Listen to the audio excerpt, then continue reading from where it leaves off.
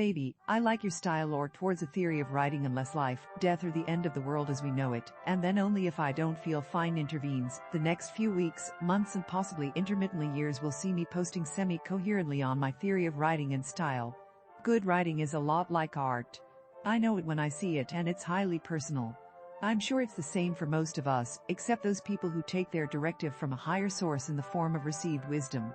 For those this whole thing is much easier. Good writing is whatever the authority says. I wish I could in good conscience bow down to the Nobel Committee, the Nebula voters, the critics, the people who know better TM.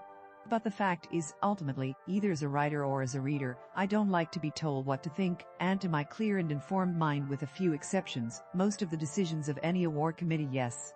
That does include the Oscars. Seems like the entire group went into a room and smoked a truly gigantic bong, possibly while sniffing glue. There are exceptions, there are always exceptions, but even a stop clock is right twice a day. And as for going with what sells these days, so many things influence the market, from distribution to hype, that I have trouble finding any solid thread of good in what tops the blockbuster lists. And these days, when books are almost universally being accepted taken out of print in a year, there's very little room for sleeping hits. You either get the push to be everywhere at once or you don't. This means bestsellers tend to be books that someone in Nick, and for mega bestsellers someone very big in Nick put muscle behind. All that is required past a certain level of push is that they be halfway decent. In fact, most of them do not command my attention for more than 10 minutes. Possibly this is because I am an unabashed reader of genre literature. Why should I even care what's good or how to evaluate style? Good question. The bright boy on row 5 gets a star. The problem comes in as a writer. I don't know if I'll ever be a bestseller. Heck, I don't know if I'll ever have an audience that I can't count by removing my shoes. Don't care. I do care about being good. Look, this writing thing is a compulsion. There is no sane reason why anyone should do this, and, despite occasional vehement denials to the contrary, I am sane. Pragmatic, even. So why am I getting up early and going to bed late and spending my weekends researching the lives of long-dead people, or reading yet another depressing tome on how societies come unglued? I mean, I could be out, refinishing some furniture, going for walks with the boys, and generally terrorizing the known world or at least the neighborhood. I've now tried to give up writing dozens of times. About half of them before I was ever published. The rest well about twice a year. I confess that for health reasons, one of the more serious considerations I gave it was last year, while my hormones were acting up. But I was considering giving up on everything else, at that point, breathing included. Everything was too much effort. Allergy meds will also stop me from writing. In fact, one 4-hour dosage will damper the need for 3 or 4 days. And yes, I have considered becoming addicted to Benadryl. But overall, it doesn't seem to answer. So, I'm writing. I'm writing blindly and without any expectations of ever reaching a significant enough audience for my writing to make any difference. I'm writing as an act of faith that yes, there is something beyond us, some grand plan, if you wish, or at least some loosely scripted outline, and that my writing fits in there somewhere. Perhaps a fragment of it will fall in the hands of someone at some point, and that will trigger something. How specific is that, But for me, for my own peace of mind, if I'm going to spend this much time doing something and devoting myself to a craft, then by bog I'm going to make it good. Which brings me to what is good. This is where I should explain that, like most writers I know, I'm a serial and compulsive user of how-to books. It did not help with my habit that the single most influential and important book of my career, White Swain's Writing to Sell, came my way at a library sale in a box of discarded books that I bought for $5. I buy how to write books on the recommendation of friends, because I find them used atop a neat table at the local thrift store, at library sales, on the recommendation of total strangers at Amazon. Remember that scene in Trainspotting where the guy said something about diving into a toilet in search of drug? Well, I wouldn't go that far. But I would probably pick up the torn, walked upon pages of a writing book off the sidewalk, in the hope that here at last, there would be something to make it all clear to me. Something that would tell me good and bad and separate the two widely. Something I could memorize or practice and learn, so I would never write anything bad again, and all my stuff would be gold. Yes, the sane part of me is aware this is illusory. The sane part of me, that has favorite writers, knows very well that I wouldn't cross the street to read some of Heinlein's books, while I would walk across a knife-covered room for others. And Heinlein is, admittedly, my favorite author. The same could be said for all my favorites. Pratchett, Hare, Christie, every one of them. Some books are gold and some are What was she thinking? so it is inevitable that some or most of mine will be that way to my 15 or 16 devoted readers. However, hope springs eternal, which is why most of human intellectual achievement is devoted to cutting it down like kudzu, so I keep searching. And sometimes, I even convince myself I've found something. Rarely, but it happens. Sometimes I can almost believe if I stand on my left foot and utter 3 times before writing, "No bad description shall pass these fingers," the result will be pure refined gold. And sometimes I believe if I go through my manuscript and strike out every use of the word pool, the book will be wonderful. Again, these moments of unalloyed credulity are rare in me. But in the middle of the night, alone in your head with the books to be written, well, to quote Leonard Cohen, another of my bad habits, it's lonely here, there's no one left to torture. So my mind turns on itself and searches for something to anchor to.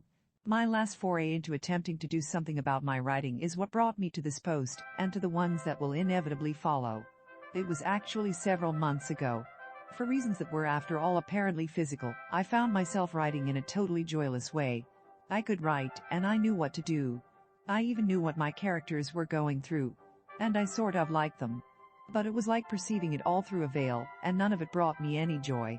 For all the enjoyment I derived out of it, I might as well have been driving a truck. Now, of course, sane people would have said you're just tired. And that was part of the issue, though the tiredness had its roots in illness. But when writing is a compulsion, you can't just walk away whistling and have a grand time. I take my alphasmert, or at least a notepad, if I'm really forcing myself to relax on any vacation of more than 2 days. And it's fairly sure that I'll wake up on the 2nd or 3rd morning, notepad in hand, scribbling an outline or the opening lines to a short story. Right now, in addition to the books under contract and 2 woefully late, I have notes for 4 that are still in the conception stage, and about 3 more that are in that nebulous stage at the back of my mind, where I know they are waiting, but they haven't yet given me more than a concept or a one-line pull. And an endless collection of bits that came to me on vacation. So, just tired didn't cut it. It was clear to me I was going to write for the rest of my life, and, not knowing I needed meds, I wanted to figure out how to make it fun again. So I bought several books. One of those I bought was From Where You Dream because I felt that's what I needed. To make my writing more spontaneous again. To pull, literally, from my deep dreams. But the book, despite its lovely title, proved less than useful to my situation, at least. He's all over immediate writing, which anyone who has asked me for writing help knows I am as well. Immediate writing means removing as much of your afterthoughts from it. As Pratchett would put it, the first sight and the second thoughts. He stigmatizes wrong and bad every time you gave anything a character thought, rather than just what they felt or saw. At least he did by the middle of the book, which is when I gave up on reading it. Now, this human as a camera and collection of stimulus reaction might fit a behaviorist view of the world, but I was never a behaviorist. Every time a dog salivates, a Pavlovian rings a bell raw, and this method of writing things concentrating mostly on direct sensations events is doubtless the easiest way to draw a reader in and keep him focused. But the key there is mostly. And how much mostly is depends on what you're writing. I argued the other day with a friend who complained about David Weber's long infiniums by pointing out that given the complexity of what Weber writes and the history, sociology, science that he must bury in each book, the infiniums are, paradoxically, the least painful way of doing it. In fact, I can't imagine anyone writing SF or otherworld fantasy without resorting to some interior thoughts, some infinium, some tuck and pin to give the impression of the much larger canvas. This is not a defense for belly-button gazing books. Things still must happen. And your character must be minimally competent in dealing with them, not just crying over them. One thing is being the underdog, the other the annoying bee. Well, you get it. Still, being a writer and therefore having the self-confidence of an overboiled noodle, at the point when it starts falling apart, I worried about this. And I worried about this for days. I worried that my books were what this man said every book by someone who reported thoughts and not primary impressions was very bad. I knew he was wrong intellectually, and I knew that a certain amount of thoughts and other facts needed to come in beyond stimulus response. Unless all I wanted to write was about our very mundane everyday life. For that, this writing style is perfect. And if you like reading that, what are you doing, reading my blog? But it wasn't until today, while I was turning it over in my mind, that I realized how wrong he was, not just wrong, but criminally, hideously wrong. It is true that for most situations you need an immediate style of narration, infiniums or not. But for some a deflected style of narration is best. Needed, in fact. Okay, say I have a character, Gulliver Bright, in a terrible situation. He's in a room with no other door. The bad guys are closing in on him. There is nothing he can use to defend himself. If I write it like this, they're coming for me. Gulliver looked around wildly at the smooth walls of the room he was in. Nothing. No way out. From down the hall came the footsteps of his approaching enemies. As soon as they rounded the corner, he would see them. And they'd have a clear shot at him. Sweat dripped into his eyes. His gut clenched in a tight knot. I must find a way to get out. You know that not only is Gulliver fully aware and in possession of his faculties, but that he will somehow find a way to get out. But now suppose I want to foreshadow something different. Suppose that before running into that room Gully was wounded or perhaps drugged, and I want to signal to you that distancing from reality, that sense that the world is, as it were, running away from him. He might not know it. And I'm in his head. So, how do I signal to the reader that the character is off his rocker, and that this will not end well TM? How about this, which in the opinion of that theorist, ranks as very bad writing indeed they were coming for him. Gulliver knew it. Around him, the walls rose smooth and unbroken.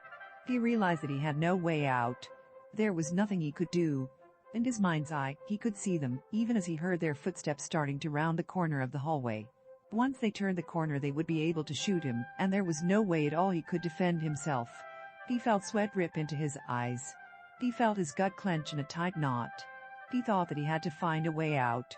And the next sentence for that would be something like, and then time ran out, and the world went black. But you get my point. And this got me thinking that I might actually have a theory of how to write. And what's good and what's bad. And why. Whether that's true or not, who knows. I will be doing these entries, to be honest, mostly for me, to codify the stuff at the back of my brain. But I don't mind if all 15 of you listen in. So with that in mind, see you next time. Sarah. If you like this content and want to support this channel, the blog, and Sarah's continued writing, please like and subscribe. If you really enjoy the content, please come and join the fun at accordingtohoyt.com.